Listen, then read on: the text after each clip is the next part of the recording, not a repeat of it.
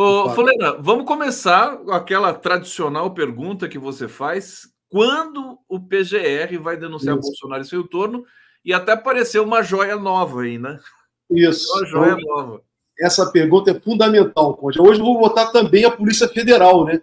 Porque, pelo que nós estamos verificando, a Polícia Federal não concluiu os inquéritos de Bolsonaro. Então, essa pergunta vai para a Polícia Federal, para os investigadores e também para o Procurador-Geral da República. Quando serão propostas as ações penais contra o ex-presidente da República e todo o seu séquito golpista? Nós temos que cobrar isso, porque, na verdade, eles estão jogando com o tempo, né, para cair no esquecimento e banalizar tudo que eles fizeram contra a democracia no país nos últimos anos. Então, isso é inadmissível. Temos que manter a defesa intransigente da ordem democrática e da Constituição. O que Bolsonaro tentou fazer com o seu grupo político foi revogar a Constituição de 1988 naquilo que ela tem de mais importante, que é o Estado Democrático de Direito e as garantias fundamentais, e implantar um Estado autoritário, uma ditadura no Brasil, a exemplo do que foi, da qual ele era um grande saudosista, do que foi o regime ditatorial de 1964 a 1985. Então, essa é a luta que nós temos que travar para exigir a responsabilização criminal dessas pessoas que atentaram contra a ordem democrática no Brasil. Está aqui iniciando o nosso 11 News. A Mariluz Ferreira já está aqui provocando. Quando você vai usar um terno para ficar bonitão como Folena? Ó, se for a pedidos, eu posso até fazer esse sacrifício, né, Folena? Usar um blazer, né? Não precisa ser um terno. Eu estou com um blazer aqui porque eu estou realmente... Logo em seguida eu vou sair, então já fiquei pronto aqui. Já vai fazer as suas atividades advocatícias. O meu grande Jorge Folena. Olha, deixa eu saudar também aqui o Moisés, da TV Comunitária do Rio de Janeiro, está dizendo o seguinte: alô, Conde, você está ao vivo na TV Comunitária do Rio de Janeiro, canal 6 da TV Claro TV, ex-Net Rio.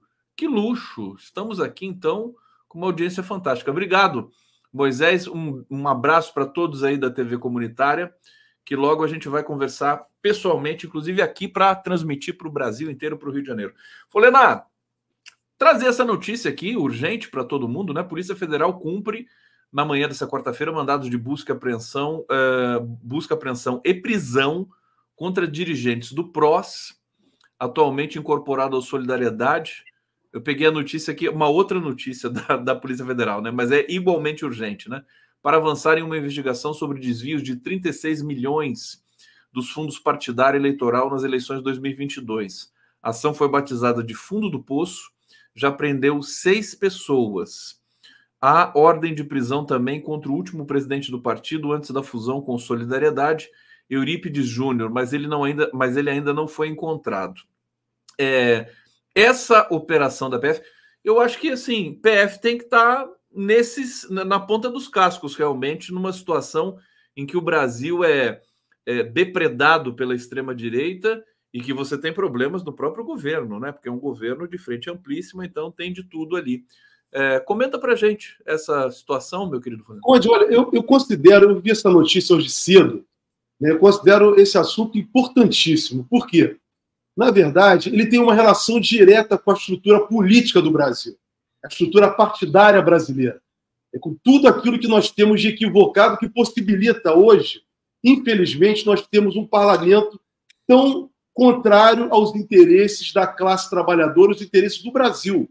Por que digo isso? Porque exatamente, né, até 2010, 2012, havia o financiamento privado de campanhas que ainda há ainda. Mas as empresas participavam desse financiamento. Isso foi discutido no Supremo Tribunal Federal, lá atrás, e se entendeu que era inconstitucional uma pessoa jurídica contribuir com uma campanha eleitoral. Isso deveria ser exclusivamente por pessoas físicas, que são eleitores, e esses sim contribuírem.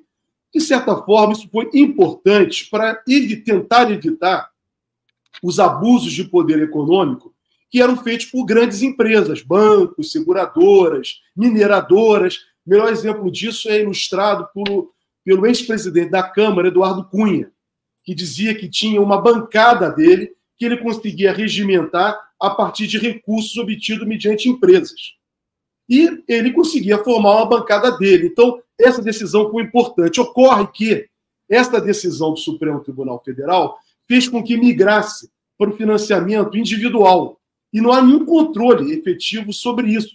Que acaba acontecendo e que nós estamos vendo é que agravou o quadro de abuso de poder econômico, porque pessoas físicas, né, mesmo por dentro e por fora, as empresas pelo menos davam por dentro que eu digo contabilmente, elas declaravam isso, pessoas físicas declaram contabilizado, mas declaram também, não declaram. E aí nós temos visto uma derrama de dinheiro nas campanhas eleitorais cada vez menor e que financia e apoia e beneficia apenas a direita brasileira. A direita brasileira que tem aumentado cada vez mais a sua bancada. Depois dessa decisão do Supremo Tribunal Federal, tive um tempo atrás, eu fiz um levantamento e constatei que, ao invés de ter um equilíbrio das forças políticas e sociais na eleição do Brasil, houve um descontrole maior ainda. E aumentou exatamente aquilo que nós estamos verificando hoje. Políticos declaradamente apoiadores exclusivamente dos interesses empresariais, de interesses antinação, de interesses revestidos, muitos, né, de pautas moralistas. Então, de fato, isso é um problemão que tem surgido. Aí depois, o que aconteceu? Foi exatamente, vamos tentar moralizar isso. Aí foi criado os partidos políticos, o fundo partidário. O fundo partidário. E esse fundo partidário, eles colocam, né, atribuem o dinheiro que é destinado anualmente, aprovado no orçamento, o dinheiro que vai para os partidos. É uma coisa absurda que tem acontecido, porque isso tem levado... Peraí, o que você está falando? Quem que aprova o dinheiro que vai para os partidos? Os próprios parlamentares que aprovam. Os parlamentares. É dinheiro público. Eles aí que que aprovam. O fundo partidário é dinheiro público. Sim. Então, foi uma forma que se criou através dos fundos partidários, né, de tentar legalizar, oficializar o dinheiro na campanha eleitoral. Só que acontece que os partidos ficaram muito poderosos, muito ricos, tendo muito dinheiro, e aí serve para o que nós verificamos e debatemos aqui um tempo atrás, eu e você, com os nossos internautas, que foi a questão, por exemplo, do União Brasil, aquela briga interna no União Brasil. Então, partidos hoje movimentam uma grande quantidade, uma grande quantia de verba pública para fazer campanhas eleitorais e manter a estrutura partidária. Ô, Conde, isso não tem sido... não tem que encontrar um meio termo nisso. Por quê? Deixa eu só perguntar uma coisa antes para você. Você é a favor do fundo partidário ou contra? Eu sou favorável ao financiamento público de campanhas, mas temos que encontrar um meio que não possibilite o que está acontecendo, que é exatamente abusos praticados por uso do dinheiro partidário para outros fins. Uma das suspeitas que recai sobre o 8 de janeiro, e foi debatido, foi que talvez um partido político tenha financiado, por exemplo, mercenários para aquela atuação que teve no 8 de janeiro. Se de fato a polícia chegar a essa situação, é muito grave, porque seria utilização de dinheiro de fundo partidário para atentar contra a própria ordem democrática.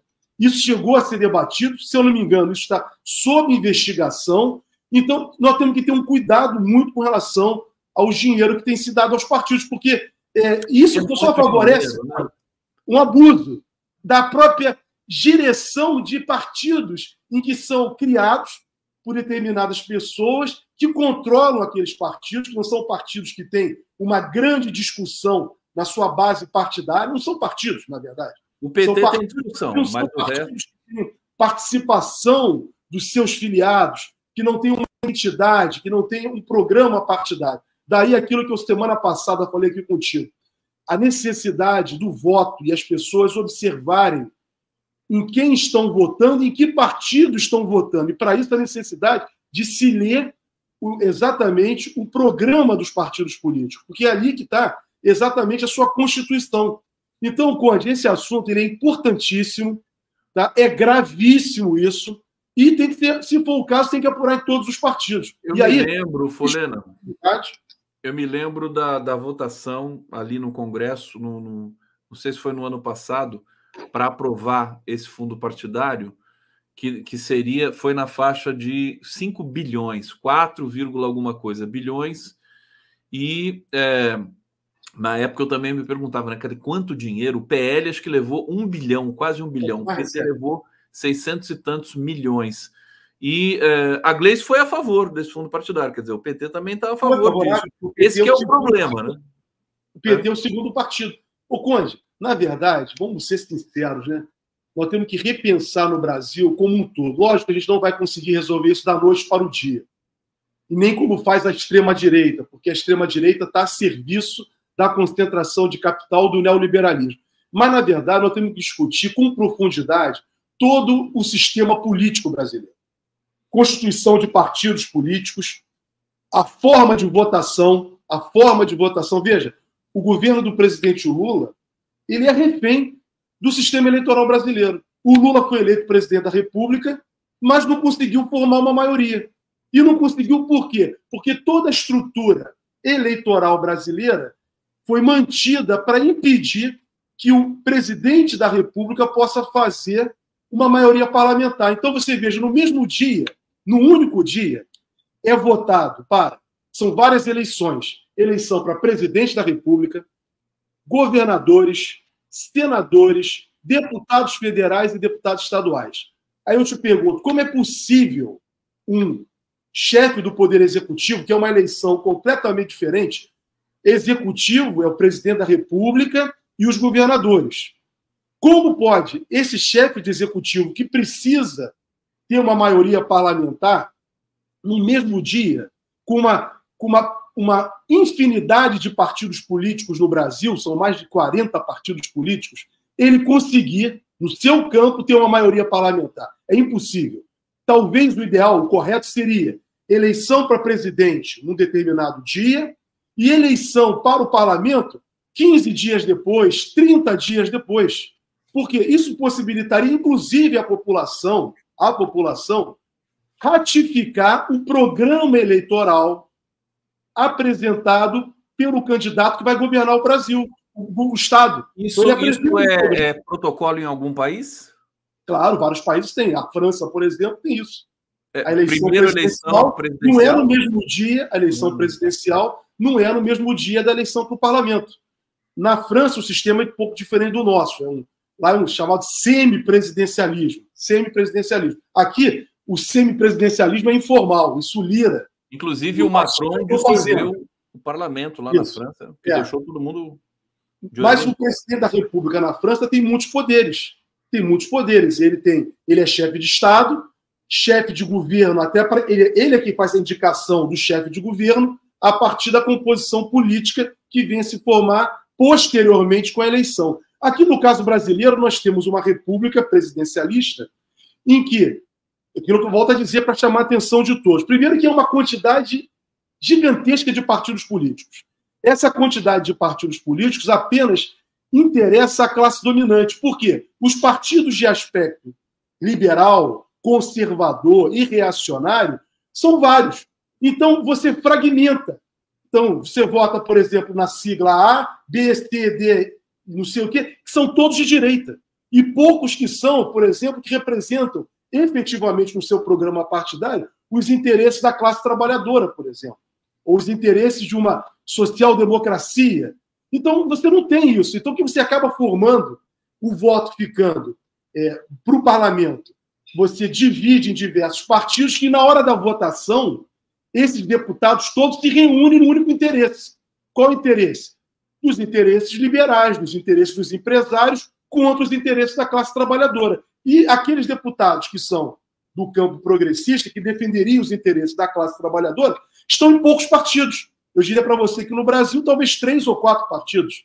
Isso eu sendo generoso, né? Sendo generoso, bem generoso com esses partidos. Então, são muito poucos partidos. Aí eles se reúnem e vão ser sempre minoria. Então, essa situação do fundo partidário, esse desvio, se assim for vier a ser confirmado pela polícia, tem que garantir aí, né, o contraditório, a ampla defesa e a presunção de inocência a todos os envolvidos. Mas se de fato isso vier a ser confirmado, está aí uma possibilidade de nós estarmos ampliando uma discussão no país para, de fato, colocarmos com clareza para a sociedade a importância de se fazer uma reforma política. Mas aí, fazer a reforma política hoje, Conde, é se dar por meio de via institucional, por meio desse parlamento.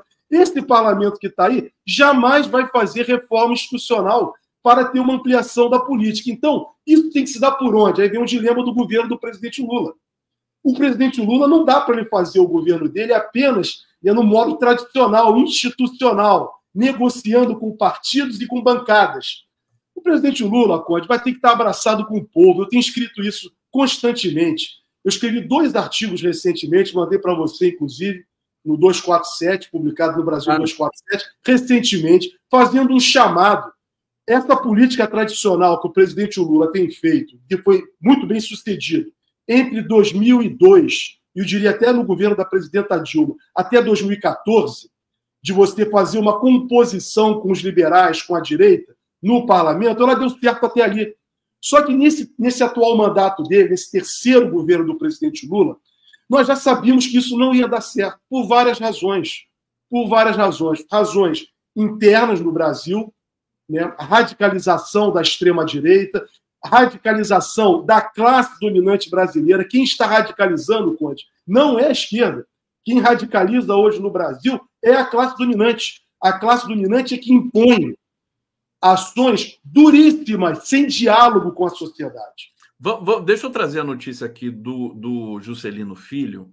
Está todo mundo perguntando aqui no bate-papo. Olha só, Polícia Federal indicia Juscelino Filho, ministro, né, governo das comunicações, sob suspeita de corrupção e organização criminosa. Ele é suspeito de desvios em contratos da Codevasf, bancados com emenda parlamentares. Polícia concluiu que o Juscelino Filho integra uma organização criminosa, cometeu crime de corrupção passiva relacionada a desvios de recursos de obras de pavimentação custeadas com dinheiro público da estatal federal Codevasf. Ele foi indiciado sob suspeita de crime de organização criminosa, lavagem de dinheiro e corrupção passiva. Deixa eu ver aqui o que nós temos mais a dizer. Agora, ele faz parte da coalizão que governa o país. Eu ia, inclusive, dizer para você, com base no que você estava falando também, que o Lula está cercado de inimigos, né? Inimigos internos, sobretudo, né? Haja vista que não informaram para ele o que estava acontecendo, o que estava rolando no leilão do arroz. Agora, comenta essa situação de um ministro de Estado sendo indiciado pela Polícia Federal. Quer dizer, pode se tornar uma crise grave ou, se ele for demitido, como é que você acha que o governo vai proceder nesse momento, Foleno? Conde, é exatamente o que eu estava falando. Esse modelo, né, não está dando certo e não vai dar certo nesse governo se continuar assim. Esse modelo de tentar fazer uma mediação, uma acomodação com os liberais. Esse não é nenhuma novidade, esse assunto do Juscelino. Eu me recordo que, quando ele foi nomeado, várias denúncias vieram com relação à propriedade dele, lá, construção, obras que foram feitas na propriedade dele. Não é novo esse tema.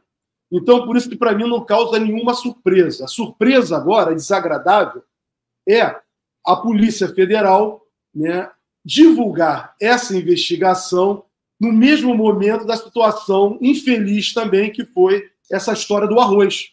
Por quê? Tanto a história do leilão do arroz como essa ocorre no mesmo... Quais são os personagens? Os personagens são os da direita, o do centrão. Pessoas que nós sabemos que têm, né, um histórico, né, que não é um histórico que eu diria que seja ilibado no Brasil. Então, isso está em diversos casos. Não estou me referindo que essas pessoas em si, mas a história do centrão, politicamente, é uma história que tem sido marcada por isso na política brasileira, com diversos outros personagens. Okay. Então, Conde, para mim isso não é novidade. O que a novidade ela está sendo divulgada agora pela Polícia Federal, né, para, mais uma vez, tentar enfraquecer e emparedar o governo do presidente Lula. É isso que eu estou verificando.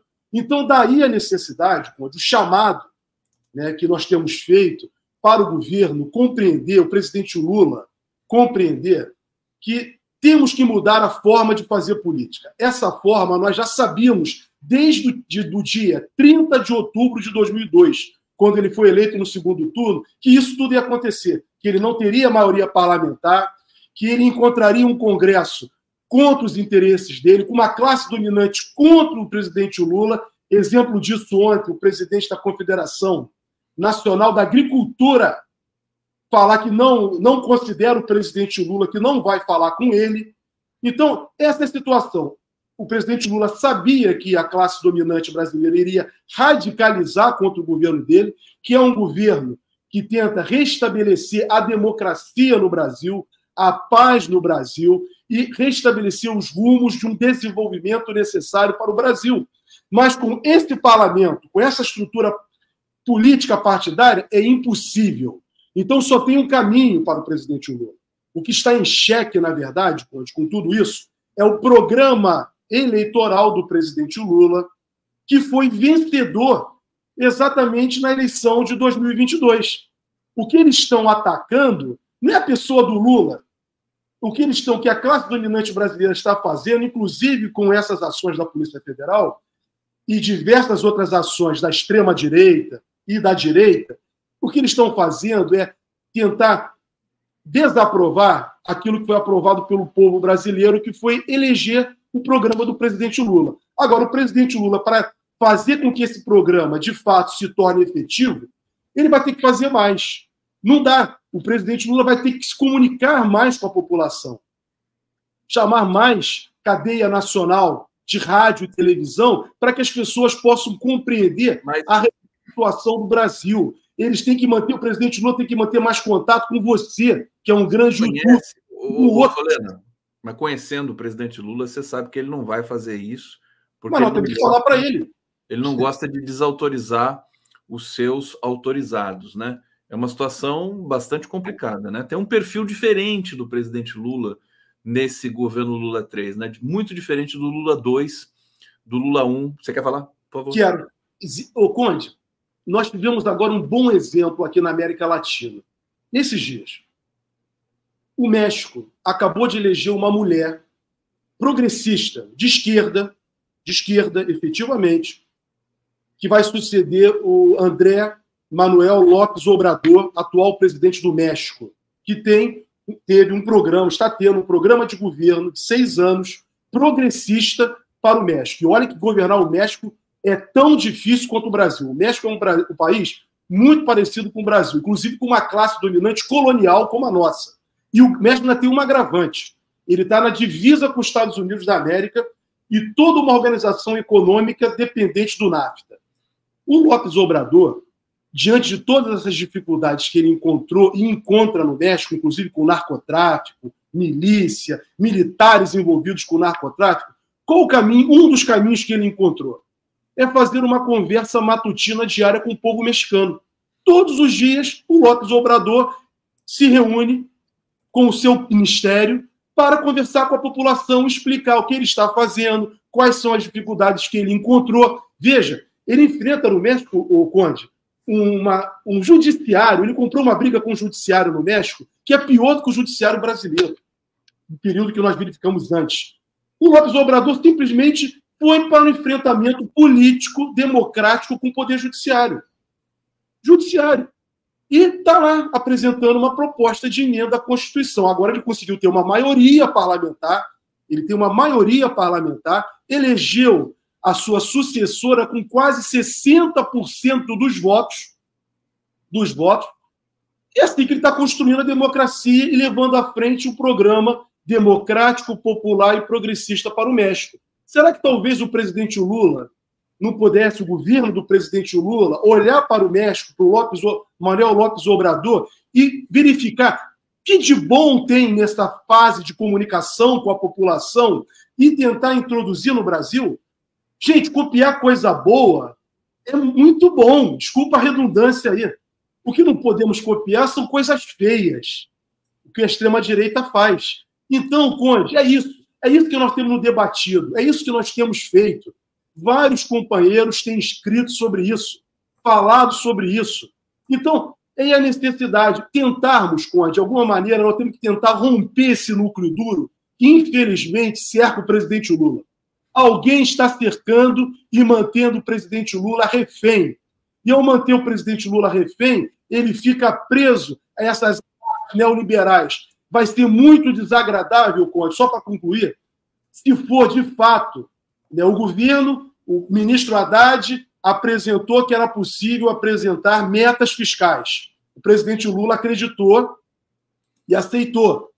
O ministro Haddad agora está dizendo que não tem orçamento, mas não tem orçamento porque esse Congresso trabalha contra o governo, trabalha contra o Brasil. Apresentou aí exatamente a desoneração da folha de pagamento.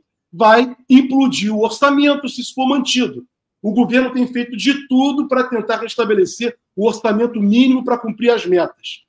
Muito bem, pode não acontecer. Vai ser muito desagradável, né, se os neoliberais que percorrem o governo, estão alguns no governo, conseguirem aprovar, por exemplo, né, redução de gasto com educação, com saúde, reduzir direitos previdenciários, por exemplo, como não ter reajuste previdenciário, como está previsto na Constituição, pautado no salário mínimo, e olhem que o salário mínimo brasileiro não é nada extraordinário, mas querem tirar.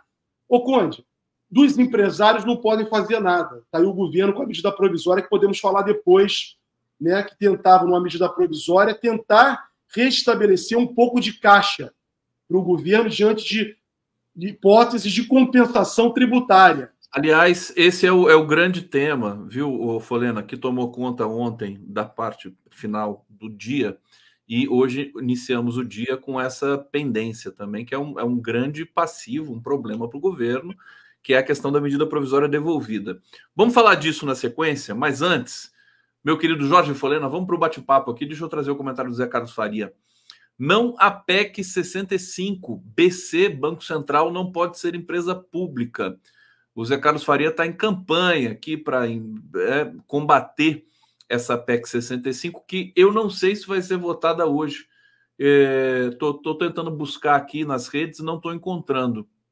Não a PEC. Você sabe o que é a PEC 65? Não, PEC, não sei. É que torna o Banco Central uma empresa pública e aí dificulta muito mais para o governo federal ter algum tipo de influência na política econômica monetária do país. Bom, eu não sei constitucional, mas tudo é possível. Tudo é impossível. Tudo é possível. Deixa eu agradecer mais uma vez aqui a TV, o canal 6 da TV Claro, no Rio de Janeiro. Estamos ao vivo pela TV a cabo no Rio de Janeiro. Graciana Rodrigues, bom dia, Conde, convidados e participantes assistindo de Diadema, São Paulo, também pela TV aberta em São Paulo. Isso é um luxo, né? TV aberta em São Paulo, TV a cabo do Rio de Janeiro, aí o Condão vai desbancar o Fantástico daqui a pouco.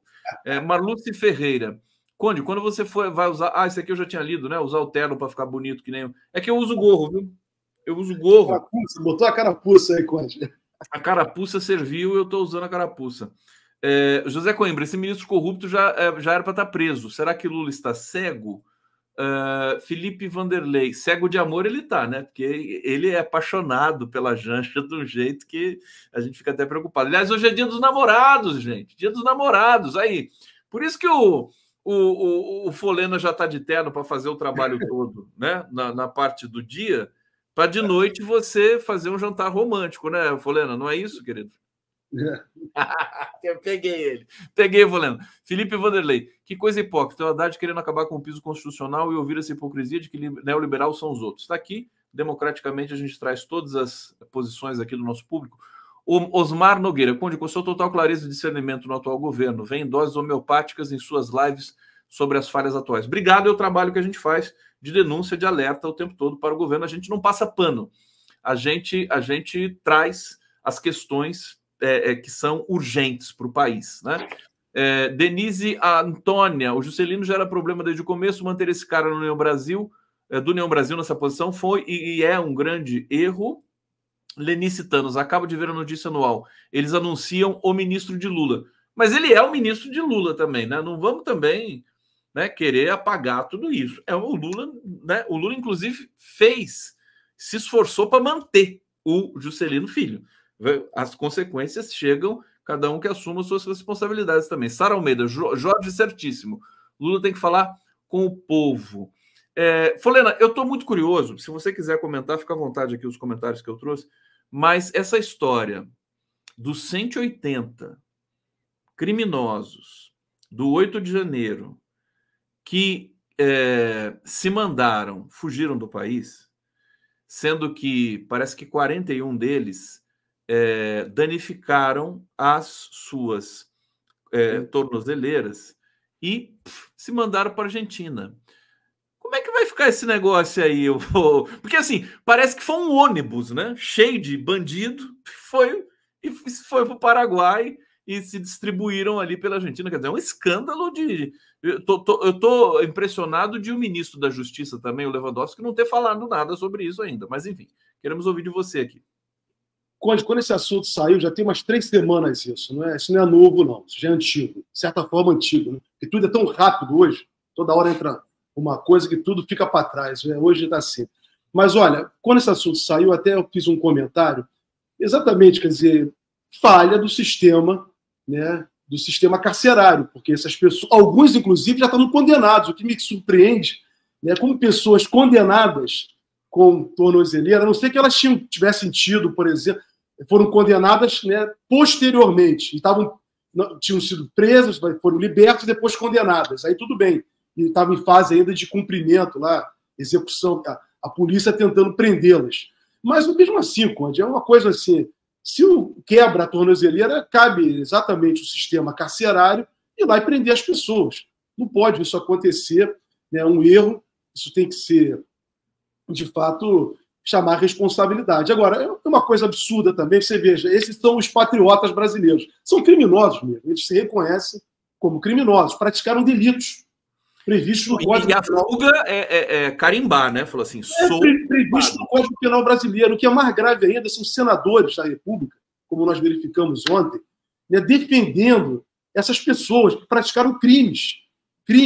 E mais, Conde, foram crimes praticados contra a Constituição, contra a democracia. Por isso que eu defendo que esses projetos de anistia para os atos de 8 de janeiro, todos os atos contra Estado Democrático de Direito, como o Bolsonaro deseja e tem manifestado em diversas oportunidades, mesmo que seja aprovado pelo parlamento por uma lei, eu entendo que é inconstitucional, porque, na verdade, é uma anistia para pessoas que atentaram exatamente contra a Constituição, diretamente contra a Constituição, contra a ordem democrática. Não dá para anistiar. Então, anistiar atentados à quebra da Constituição. É a própria desmoralização do Estado Democrático de Direito no país. Eu diria, Conde, é a desmoralização da classe dominante brasileira. Que Estado Democrático de Direito nada mais é do que a própria classe dominante, que impõe seu pensamento no país. Então, é isso. Então, é um absurdo tudo isso. Né? Espero, né, que os canais governamentais, Ministério da Justiça, Ministério das Relações Exteriores, faça a solicitação da extradição, como parece que já fizeram, e que o atual governo da Argentina, também pelos canais diplomáticos e do Ministério da Justiça da Argentina, cumpra, né, o pedido do Brasil de extradição diante da cooperação internacional existente entre os países. Então, é assim que eu espero. Eu espero que, por mais que haja um governo de extrema-direita na Argentina, mas há uma Constituição na Argentina. Há uma Constituição na Argentina, há leis na Argentina e tratados entre os dois países de cooperação. Então, espero, isso independe de governo. Isso é uma ordem estatal de 2 estados soberanos. Eu espero que o Estado argentino cumpra a solicitação do governo brasileiro. O governo brasileiro precisa pedir a extraditar imediatamente essas pessoas. Oi? Extraditar imediatamente essas pessoas. Pedir, mas antes da Argentina extraditar, o governo brasileiro precisa pedir, né? Pediu, uma peça já pediu. Até onde eu sei, já houve essa solicitação. Parece que sim. Já pediu?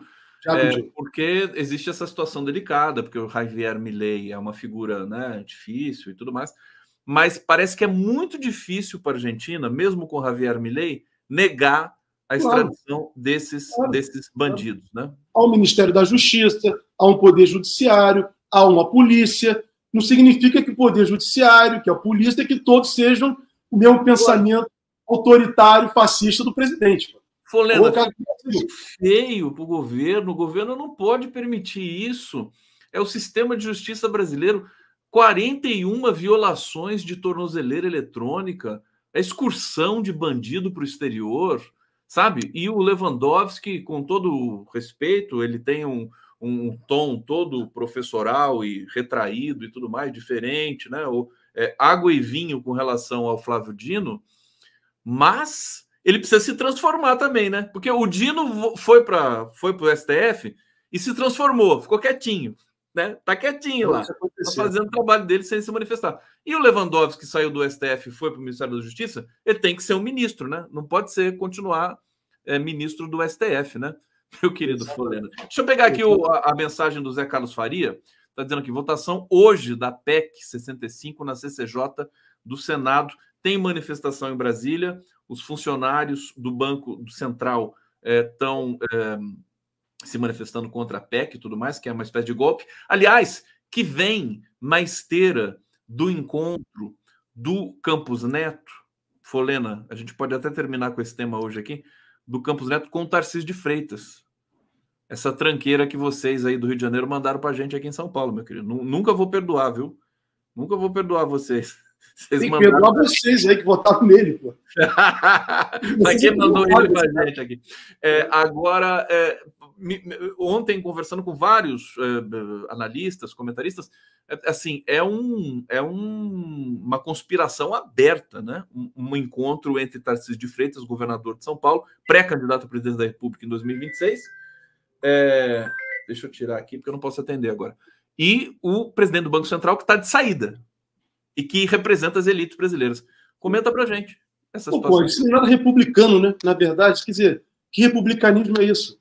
Não há nenhum... Esse Banco Central independente, Conde, não é independente de coisa alguma. É simplesmente para impedir que governos democráticos, populares e progressistas que defendam a soberania do Brasil possam, de fato, ter o comando da política, né, cambial do Brasil.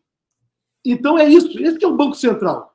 O Banco Central independente é para entender os interesses dos financistas, do sistema financeiro. Quem controla o Banco Central não é o Estado brasileiro. Quem controla o Banco Central independente no mundo inteiro, aonde tem Banco Central independente, quem controla é o sistema financeiro. E o sistema financeiro não trabalha para os interesses do país, para o interesse do povo daquele país e para a soberania daquele país. Ao contrário, o sistema financeiro trabalha única e exclusivamente para ampliar a concentração de capital e dar mais dinheiro para os banqueiros. Isso não é retórica, isso não é uma discussão, como, infelizmente, eu vejo alguns juristas apresentarem, né, que é ideológica. O direito por si só é ideológico, deixar isso claro, mas é uma realidade efetiva. Quem controla o Banco Central são as bancas, são os bancos. Então, isso é contra o interesse de um país. Jamais poderia se conceder um Banco Central independente. O Banco Central tem que ser do país e não do sistema financeiro. Então, Conde, foi um absurdo, inclusive, quando o Supremo Tribunal Federal, a meu juízo, eu estudei isso na época, me manifestei muito sobre isso, trabalhei contra isso, quando o Supremo Tribunal Federal declarou que era constitucional a autonomia do Banco Central. Primeiro, a própria lei em si, eles deram uma cambalhota, a lei não foi apresentada pelo chefe do Poder Executivo, que deveria ter essa iniciativa, porque o Banco Central é uma autarquia. Sendo uma autarquia, o projeto de lei teria que ter sido encaminhado pelo chefe do Poder Executivo, não foi um senador da República que apresentou o projeto de lei que criou essa lei da independência do Banco Central. O Supremo Tribunal Federal deu uma cambalhota, mas a discussão de mérito era essa.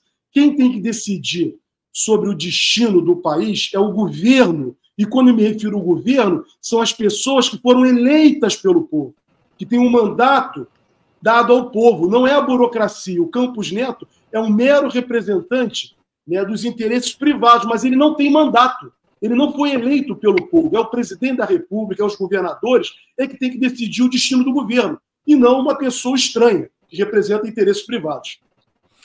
Jorge Folena, no Onze News, estamos aqui na tela já com os próximos convidados, que é o Léo Alves. Você vai gostar muito, viu, Folena? Muito orgulho desse Léo, Diva, satisfação, hein?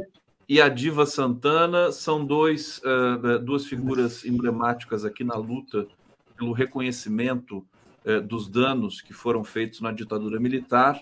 Léo Alves é músico, mestre em artes pela PPGCA-UF, Federal Fluminense, integra o coletivo Filhos... Alguém falou alguma coisa aqui? Desculpa. Ah, não, é o Léo que está falando aqui. Filhos e netos Rio de Janeiro, de Mário Alves Souza Vieira, desaparecido pela ditadura em 1970, avô do Léo Alves, compõe, me corrija se eu estiver errado, viu, Léo? Compõe a direção executiva da Coalizão Memória.